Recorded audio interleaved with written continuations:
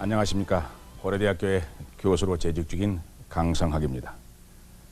오늘은 국제정치학에서 현대 국제정치학에서 가장 많이 인용되고 또 가장 빈번하게 논의가 되는 케네스 월스라는 학자의 인간과 국가, 전쟁을 중심으로 해서 그리고 그 이후에 출간된 국제정치 이론이라는 책에 입각해서 국제정치 현상이라고 하는 것이 대체로 어떤 것인가 하는 것에 관해서 얘기하고자 하는 것입니다.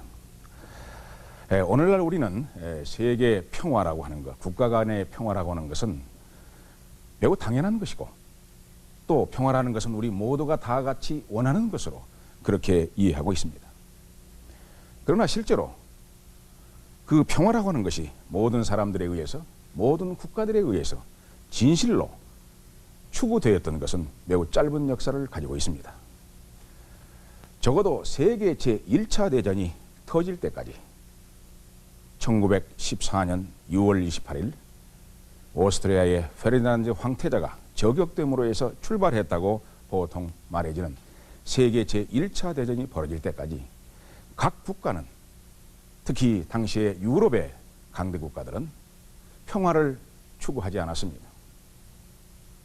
그들은 국가 이익을 추구했으며 그 국가 이익의 추구가 서로 균형을 이루는 상태, 소위 세력 균형 또는 힘의 균형이 이루어지는 상태 속에서 평화라는 것은 부산물로서 주어지는 선물이라고 생각을 했지 평화 그 자체를 국가 외교정책적 목적으로 추구하지 않았던 것입니다.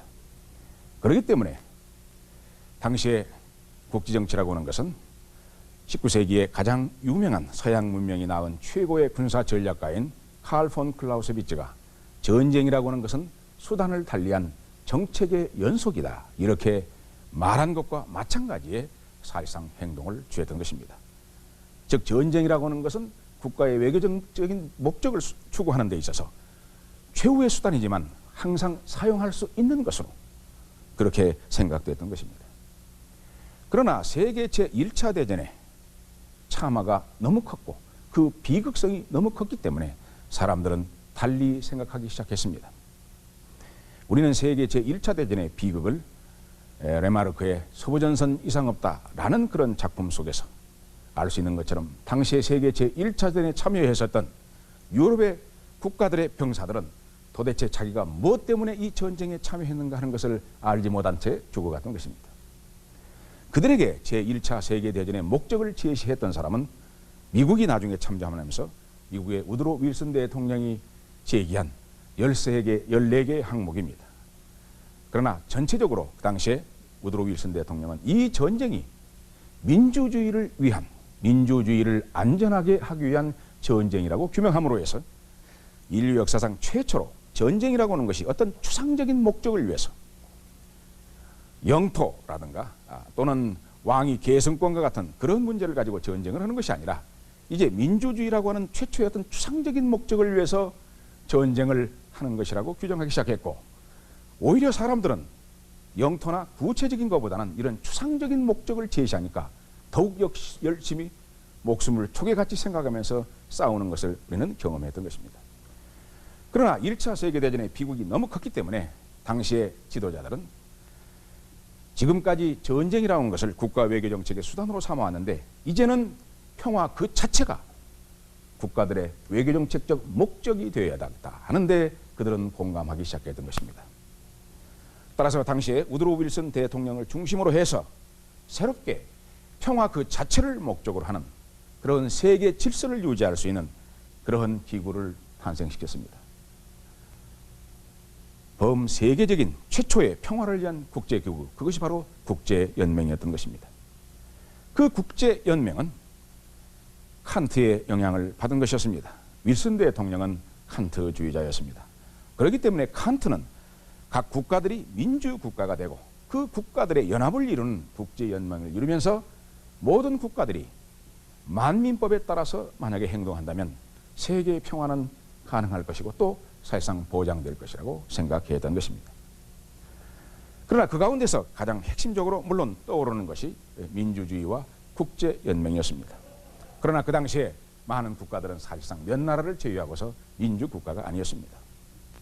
국제연맹은 세계 평화를 이룩하지 못한 지 19년 만에 요조라고 말했습니다. 그 짧은 국제기구의 생명 19년이라고 하는 그 기간은 사실상 매우 위태로운 위기의 시간이었기 때문에 E.H. 카 같은 사람은 이 시기를 20년간의 위기라고 사실상 불렀던 것입니다.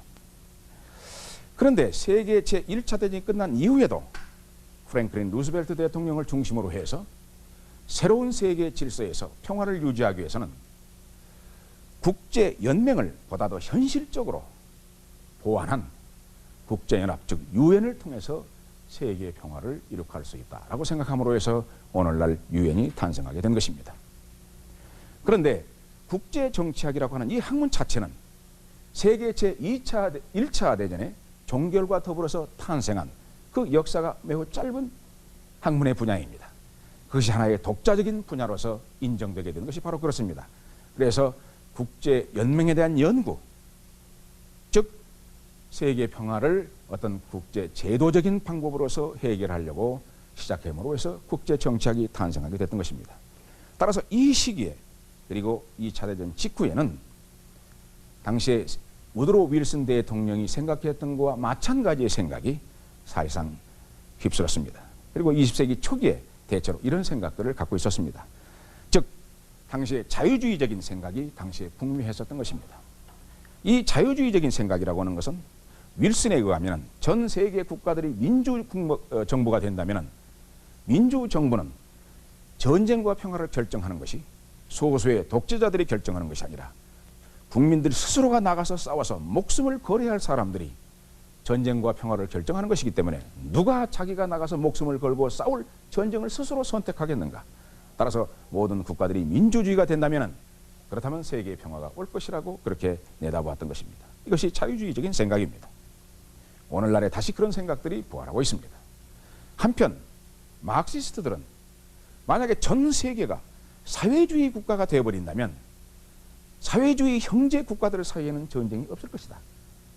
따라서 한편에서는 자유민주주의 체제가 전 세계의 보편적인 가치와 제도가 된다면 세계 평화가 이루어질 것이다 라고 생각하는 반면에 당시의 소수의 사회주의자들은 또는 마크시스트들은 전 세계가 사회주의 국가가 된다면 그런다면 세계의 평화가 이룩될 것이다 이렇게 생각했었던 것입니다.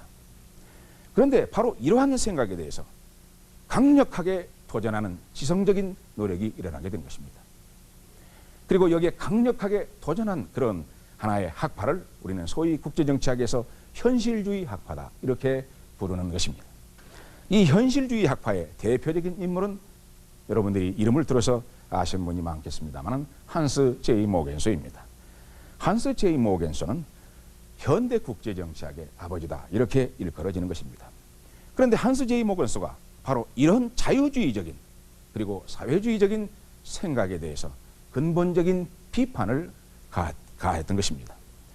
다시 말해서 그것이 자유주의든 민주주의든 간에 그런 어떤 정치 제도를 보편적으로 전 세계에 보급시킨다고 하는 것, 그렇게 함으로 해서 세계의 평화가 이룩될 수 있다고 생각하는 것은 그것은 잘못된 생각이다 하는 것입니다. 왜 그러냐 하면은 그것이 자유주의든 자유민주주의든 또는 사회주의든 그것을 세계에 보편화시키기 위해서는 결국은 그것을 전 세계에 강요할 수밖에 없는 것이다. 따라서 그런 강요를 한다고 하는 것은 사실상 곧 저항을 의미하는 것입니다.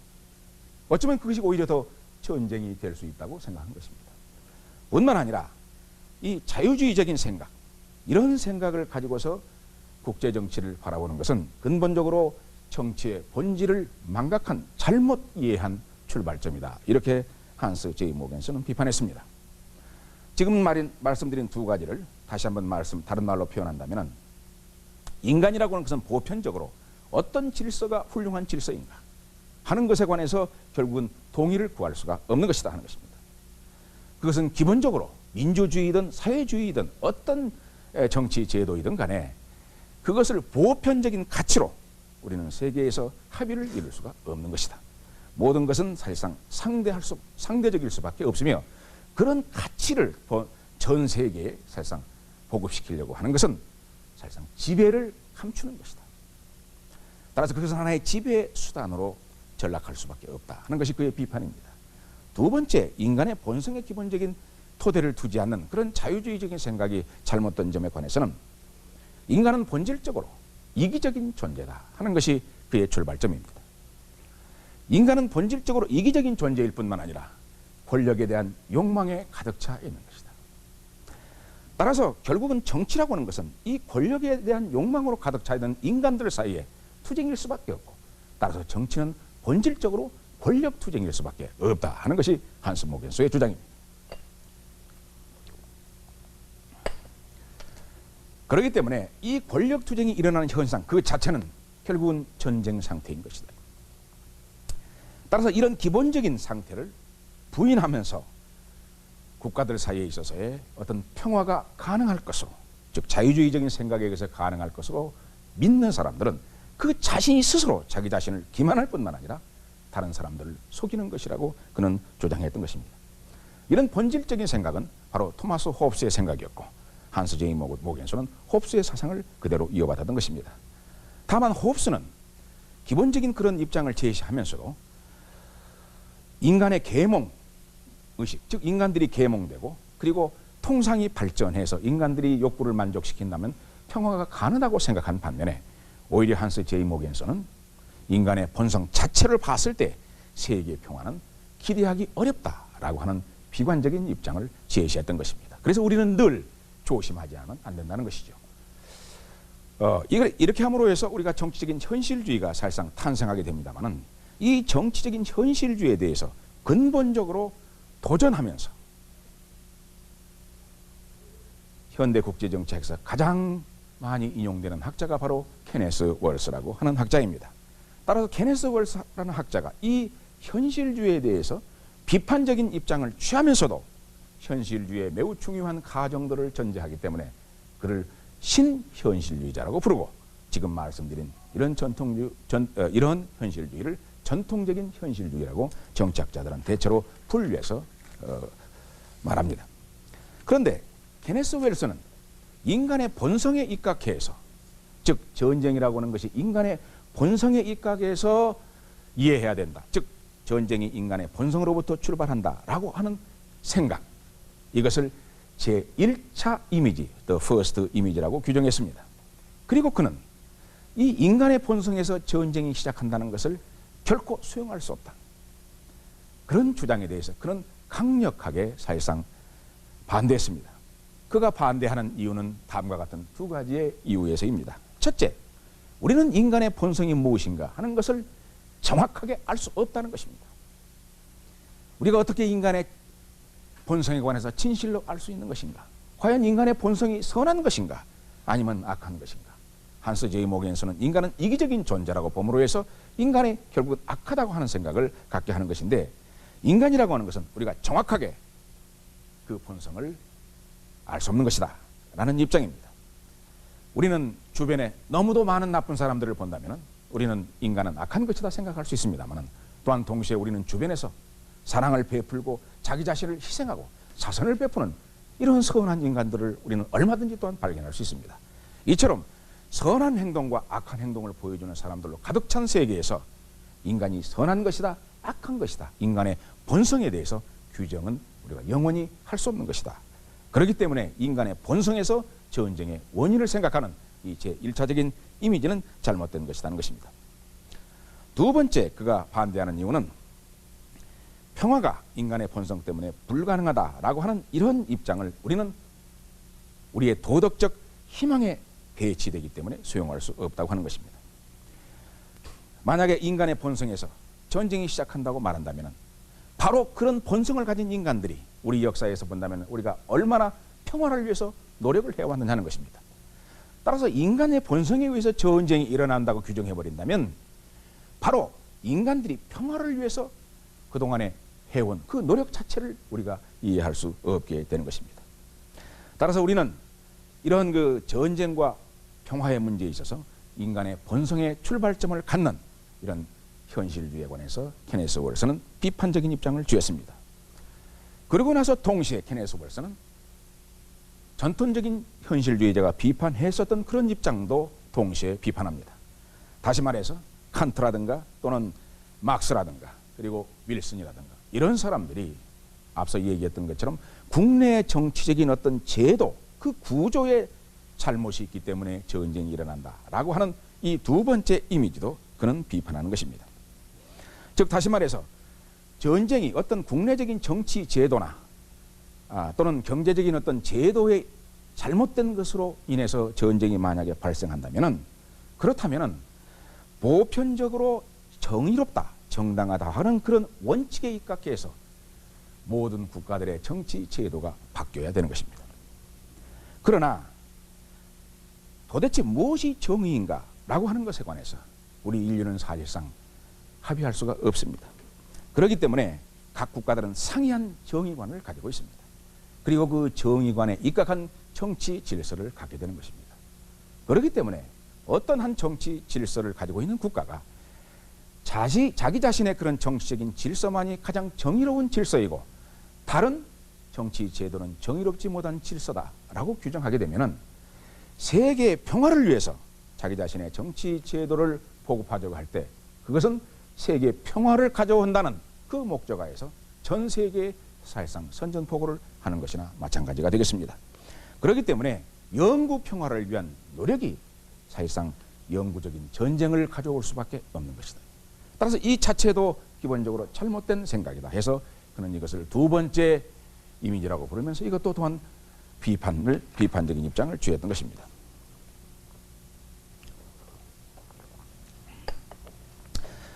즉 모든 국가들이 칸트나 또는 윌슨식으로 자유주의 원칙을 수용한다 하더라도 오늘날 우리는 세계 자유주의, 자유민주주의가 이루어진다면 평화가 이룩될 것이다. 따라서 민주, 이퀄, 자유다 이런 생각들을 갖고 있습니다만, 그러나 민주주의 국가들 사이에 있어서의 분쟁이 없다고 누가 보장할 수 있으며 실제로 민주주의 국가들 산에서도 이해 갈등에 의해서 분쟁이 늘 있습니다. 그런데 문제는 민주주의 국가들 사이에 있어서의 분쟁은 반드시 평화적으로 해결될 것이다 라고 하는 것을 또한 보장할 수가 없습니다. 어느 누구도 보장할 수가 없습니다. 민주주의의 세계적인 역사는 짧습니다. 그렇기 때문에 오늘날 민주주의 국가 간에는 사실상 직접적인 전쟁이 없었다 이렇게 말할 수도 있겠습니다만, 우리가 냉전의 시대를 돌이켜본다면 사실상 민주주의 국가들은 다 같이 동맹국가였습니다. 그렇기 때문에 동맹국가였기 때문에 그들은 전쟁을 하지 않았을 것이라고 우리는 더 쉽게 생각할 수 있습니다. 그렇기 때문에 민주주의 국가들 사이에 있어서의 분쟁이 심각하게 되었을 때 그 국가들이 자기 자신의 국가적인 이익을 위해서 무력을 사용하지 않을 것이다 라고 우리는 보장할 수가 없는 것입니다. 오히려 민주국가들 사이에 있어서는 무력의 사용이 배제될 것이다 라고 생각하는 것은 그것이 오히려 비합리적인 생각이다. 그것이 오히려 이상주의에 빠지는 그런 생각이고 하나의 환상이다 이렇게 생각하는 것입니다. 그렇기 때문에 전쟁이라고 하는 것은, 그 전쟁의 위험성이라고 하는 것은 그것이 민주국가이든 또는 다른 형태의 정치 제도이든 간에 늘 위험성으로 사실상 존재한다고 말할 수 있겠습니다. 이런 인간의 본성에 입각해서 그리고 국내적인 정치 제도에 입각해서 전쟁을 분석하려고 하는 이러한 기본적인 학자들의 입장을 반대하고 거부하는 케네스 월스는 그렇다면 전쟁의 원인이 어디에 있다고 생각하는 것인가? 케네스 월스는 전쟁의 근본적인 원인은 국가관계, 국제관계에 있어서의 힘을 중심으로 한 전반적인 구조, 이것을 영어로는 오버롤 스트럭처라고 말할 수 있겠습니다. 표현합니다만 이 전반적인 구조 속에 국제 갈등의 원인이 있다 이렇게 주장하는 것입니다. 그리고 이런 입장을 그는 제3의 이미지, The Third Image라고 생각하고 바로 이 제3의 이미지 속에서 전쟁의 원인, 특히 반복되는 전쟁의 원인을 우리가 발견해야 된다고 그는 주장했었던 것입니다. 국제사회 그리고 이 국제체제는 세계 정부가 없기 때문에 이것을 하나의 에나키 상태, 무정부 상태라고 볼 수 있겠습니다. 그리고 이 에나키 상태 속에서 이루어지는 경쟁 속에서 바로 갈등과 전쟁의 원인이 있다고 하는 것입니다. 이런 입장은 지난 시간에 제가 취급했었던 투키디데스를 비롯해서 마키아벨리라든가 루소라든가 또는 토마스 호흡스 같은 정치 사상가들이 이미 그것을 암시적으로 제시했었던 것입니다. 케네스 월스의 다른 점이라고 하는 것은 그들이 그렇게 암시적으로 제시했었던 전쟁의 원인을 매우 정밀하고 정확하게 하나의 이론으로 제시했다는 점이 있습니다. 바로 국제관계의 구조적인 특징 속에 바로 전쟁의 원인이 있다라고 말함으로 해서 케네스 월스는 구조적인 현실주의자라고 사실상 불리우게 됐고, 또 과거의 현실주의자와 과거의 현실주의자들의 주장에 대해서 근본적인 수정을 가했다라고 해서 신현실주의자다 이렇게 부르기도 하는 것입니다. 즉 다시 말해서 케네스 월스는 국가들 관계에 있어서의 가장 궁극적인 그러한 국가들의 관심이라고 하는 것은 뭐 권력이라든가 또는 경제적인 이익이라든가 또는 영광이라든가 이런 것이 아니다 이겁니다. 가장 궁극적인 국가의 관심이라는 것은 늘 생존, 즉 국가 안보에 있는 것이다 이렇게 보는 것입니다. 따라서 이 국가 안보를 위해서, 즉 자기 자신의 생명의 안전을 위해서 국가가 사실상 존재할 텐데, 다른 어떤 목적을 위해서 국가가 생명의 위험을 무릅쓰지는 않을 것이다 하는 것입니다. 따라서 케네스 월스는 국가를 하나의 합리적인 존재로 생각합니다. 따라서 국가가 합리적인 인간처럼 늘 합리적으로 생각하기 때문에 자기 자신의 생명을 위태롭게 하면서까지 다른 영광이라든가 경제적인 이득이라든가 또는 권력을 추구하지는 않을 것이다 하는 것입니다.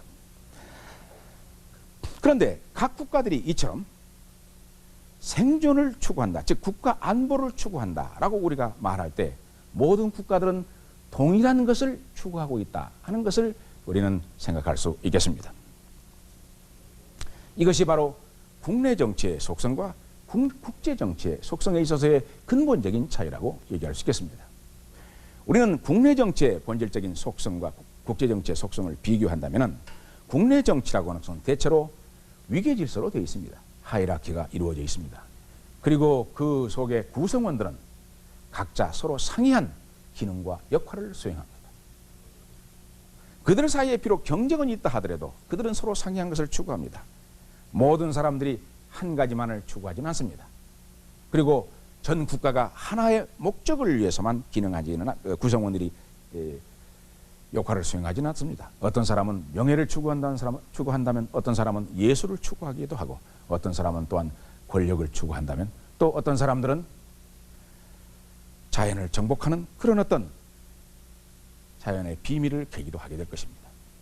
이처럼 국내에서는 서로 상이한 사람들이 상이한 목적을 추구하는 사회, 그리고 그것이 유계적인 질서로 이루어져 있기 때문에 이것을 하나의 유기체적인 세계다 이렇게 케네스 월스는 보는 것입니다. 그리고 이 유기체적인 세계 속에서의 투쟁이나 경쟁이라고 하는 것은 반드시 승자를 내고야만 하는, 즉 모든 사람들이 승자가 있기를 원하는 그런 게임이 바로 국내 정치의 게임이라고 보는 것입니다. 다시 말해서 우리는 국내 정치에서는 선거를 한다고 생각해 봅시다. 선거를 하는데 모두가 다 선거에서 누군가가 이기기를 기대합니다. 그리고 누가 선거에서 만약에 승리를 하게 된다면 많은 사람들이 그 승리자에게 편승하는 성향을 보여주는 것입니다.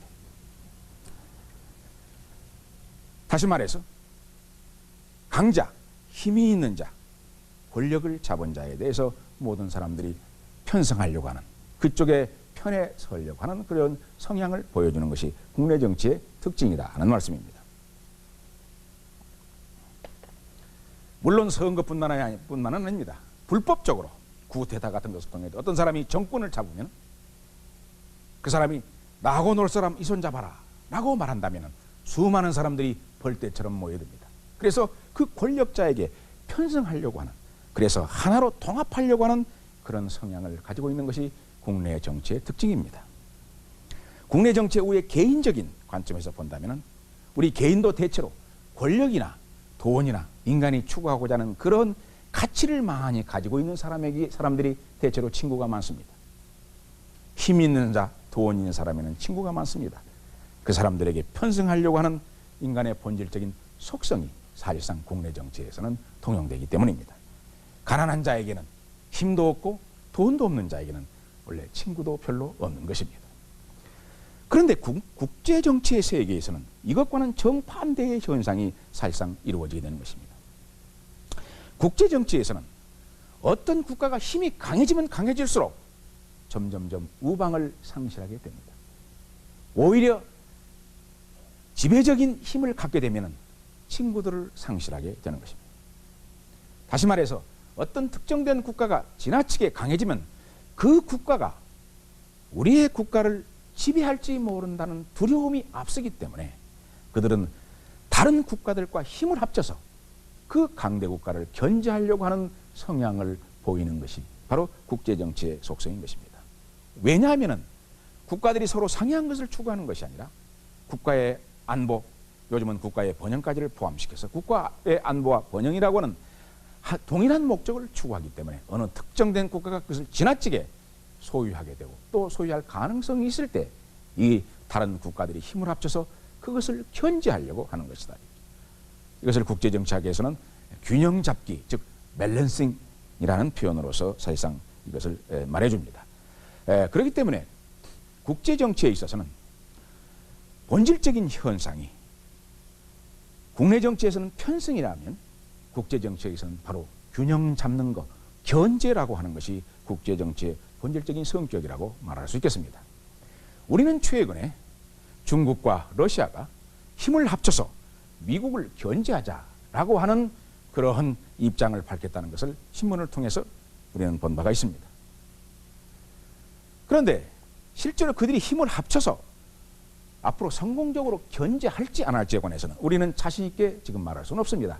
그럼에도 불구하고 그들은 바로 미국의 독주에 관해서 미국의 일방적인 그러한 세계 초강국으로서의 행동에 대해서 그들은 위협의식을 느끼면서 뭔가 미국을 견제하지만 하지 않으면 안 되겠다라고 하는 그런 생각들을 갖게 되는 것, 이것이 바로 보편적인 국제정치의 현상에 입각하는 것이라고 말할 수 있겠습니다.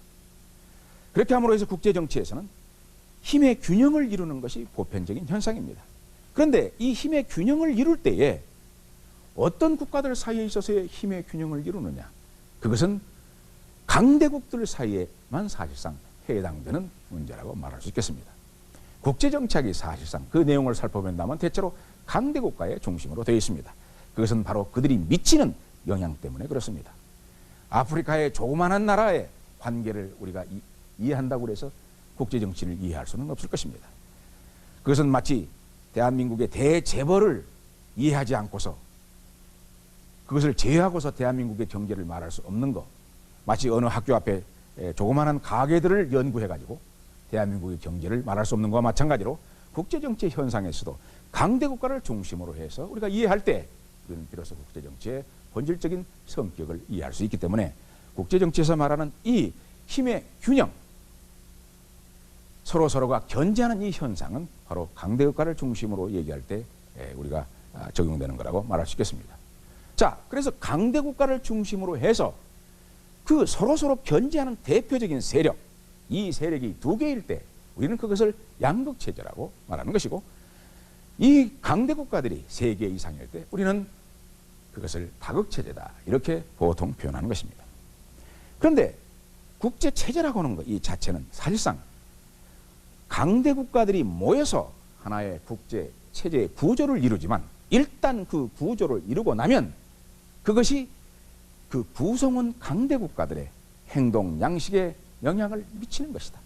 따라서 체제의 구조가 각 국가들의 외교 정책에 영향을 미치는 것이다 하는 것이 케네스 월스의 매우 독특한 주장이고 그의 이론의 핵심이라고 말할 수 있겠습니다.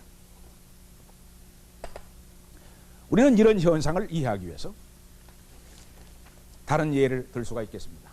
예를 들어서 한 개인은 결혼할 때까지는 매우 자유스럽습니다. 자기 멋대로 행동해도 됩니다. 그러나 결혼 서약을 하고 일단 부부가 이루어져서 하나의 가정을 이루면 그것은 남편이나 아내나 과거에 결혼하기 이전처럼 행동의 자유가 없습니다. 이것은 가정이라고 하는 하나의 제도, 하나의 구조, 패밀리 시스템의 그 스트럭처 자체가 가정을 이루는 구성원들에 대해서 일정한 행동 양식을 요구하고 제한하기 때문에 일단 결혼을 하게 되면 자유를 스스로 포기할 수밖에 없게 되는 것입니다. 이처럼 각각의 구성원들이 체제의 구조를 이루지만 그 구조가 그 다음부터 일단 이루어지면은 그 구성원들에게 영향을 미치는 것인데, 이런 현상을 또 다른 하나의 예를 든다면 우리는 군중심리다라고 하는 것을 여러분 들어봤을 것입니다. 군중심리는 각자의 개인적인 생각을 가지고 일단 사람들이 모이지만 그 안에서 어떤 하나의 심리, 소위 군중심리라는 것이 이루어지게 되면은 그 군중심리에 의해서 각 개인들이 영향을 받게 됩니다. 그때부터는 자기 생각에 따라서 움직이는 것이 아니라 군중심리에 따라서 움직이게 되는 것입니다. 따라서 그것도 군중이라는 하나의 구조가 그 구성원들에 대해서 영향을 미치는 것입니다. 시장도 마찬가지입니다. 생산을 한 사람들이 시장에 들어갈 때는 자기 스스로 가격을 정해서 들어갈 수 있습니다. 그러나 그 시장에서 일단 상품이 판매를 시작하게 된다면 이제 그 시장의 메커니즘에 의해서 그 상품의 가격이 정해지는 것입니다. 즉 시장 자체가 특정된 물건의 가격에 대해서 영향을 미치는 것입니다.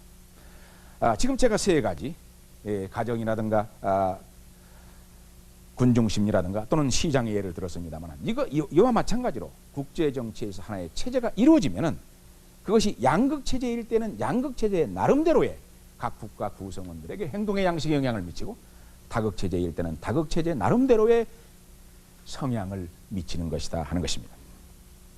그렇다면은 이 구조가 이와 같이 영향을 미치는데 양극체제와 다극체제일 경우에 어떤 형태가 보다 더 국제사회에 있어서의 평화를 가져올 것이냐 하는 문제에 관해서 케네스 월스는 매우 독특한 입장을 사실상 취하게 됐습니다. 투기데스 이래로 거의 모든 국제정치의 이론가들은 항상 다극체제가 더욱더 안정적인 정치체제라고 생각했습니다. 왜냐하면 그것은 마치 다원주의 사회가 더욱더 안정하다라는 입장에 서 있기 때문입니다. 그런데 케네스 월스만은 양극체제가 훨씬 더 안정적인 체제라고 보았습니다. 왜냐하면 국가가 합리적인 존재이고 자기 자신의 생존을 위해서 노력할 때에는 상대방과 자기 자신의 힘의 계산을 해야 되는 것입니다. 그런데 양극체제일 때 바로 이런 힘의 계산, 다시 말해서 계산착오가 가장 적을 수 있다고 하는 것입니다. 케네스 월스는 바로 국가들이 이런 계산착오에 의해서 전쟁이 일어난다고 생각하기 때문에 양극체제에서는 적과 동지의 구별이 명확한, 그렇게 함으로 해서 자기의 스스로 힘을 스스로 향상시킴으로 해서 균형을 이루기 때문에 그것이 가장 안정된 체제라고 주장했던 것입니다. 따라서 케네스 월스는 우리가 전전긍긍하면서 살았던 지난 반세기간의 소위 냉전 체제가 안정적인 체제일 수밖에 없었으며, 바로 그 시대가 훨씬 더 우리가 새롭게 맞이하는 세상보다도 평화로운 시대였다. 따라서 그는 지나간 세계관에서 향수를 사실상 가지고 있습니다. 그런데 양극체제는 무너졌습니다. 냉전은 종식됐습니다. 앞으로 세계는 어떤 세계가 될 것인가? 케네스 월스는 다극체제가 탄생하고 있다고 봅니다. 그러면서 이 다극체제로 우리가 들어가기 때문에 체제의 구조적인 성격으로 봤을 때에는 다극체제에서는 각 국가들의 계산이 대단히 복잡하기 때문에 훨씬 더 불안정한 정치체제가 이루어질 것이다. 이렇게 그의 논리적인 결론을 내릴 수가 있었던 것입니다. 그런데 케네스 월스는 아이러니컬하게도 냉전 종식 이후의 세계가 다극화의 현상을 보임에도 불구하고 오히려 평화를 기대할 수 있다 하는 것이 케네스 월스의 주장입니다. 케네스 월스는 무엇에 의해서 우리가 냉전 종식 이후의 평화를 기대할 수 있느냐, 이것도 다른 학자들과는 매우 상이한 입장을 취합니다. 즉 케네스 월스는 핵무기가 확산될 때 우리는 더욱더 안정적인 국제 질서를 가질 수 있다라고 주장하는 것입니다. 세계의 모든 이론가들과 정치가들은 핵의 확산이라는 것은 매우 위험한 것으로 생각하고 있으며, 핵이 확산될 때 그 핵의 군비 경쟁이 일어나는 것은 이 인류를 위태롭게 하는 것이라고 생각합니다. 그러나 케네스 월스는 국가들이 핵무장을 하게 된다면 합리적인 존재이기 때문에 자기 스스로가 멸망할지 모르는 핵전쟁을 누가 감히 쉽게 할 수 있겠느냐. 따라서 양극체제에서 보여주었던 간결했던 계산이 매우 용이한 부분, 국가 간의 관계를 계산하는, 힘의 관계를 계산하는 부분이 매우 명료해지고 간단하기 때문에 바로 이 핵 확산을 통해서 세계는 오히려 더욱더 안정된 세계가 될 것이다 라고 하는 것이 케네스 월스의 입장이기도 합니다. 그런데 우리는 다극체제가 반드시 불안정한 정치체제다라고 하는 입장을 고수하기가 어렵습니다. 왜냐하면 우리는 역사적으로 봤을 때 18세기, 19세기의 다극체제가 훨씬 더 안정적인 체제였을 뿐만 아니라 국가라고 하는 것이 합리적인 존재이기 때문에 자기의 목숨을 걸고 즉 생명을 위태롭게 할지 모르는 전쟁을 택하지 않을 것이다 라는 그의 가정은 인간 본성에 대한 하나의 일방적인 가정이라고 말할 수 있겠습니다. 왜냐? 우리는 개인은 때로는 자기의 목숨을 걸면서 자유를 위해서 투쟁합니다. 마찬가지로 국가도 자유를 위해서 투쟁할 수 있습니다. 국가의 목숨을 걸 수 있습니다. 이 자유를 우리는 국가에 있어서는 자유라고 표현하지 않고 그것을 독립이라고 표현합니다. 따라서 인간이나 국가가 자유나 독립을 위해서 목숨을 걸고 투쟁하는 현상을 우리는 역사에서 보아왔으며 앞으로도 우리가 그것을 목격하게 될 것입니다. 그렇기 때문에 케네스 월스가 말하는 국가는 합리적인 존재이고 그렇기 때문에 이 합리성의 입각에서 계산착오가 가장 적은 양극체제라든가 또는 핵의 확산을 통해서 세계 평화를 기대할 수 있다라고 하는 그런 희망은 사실상 위험스러운 희망이라고 말할 수 있겠습니다.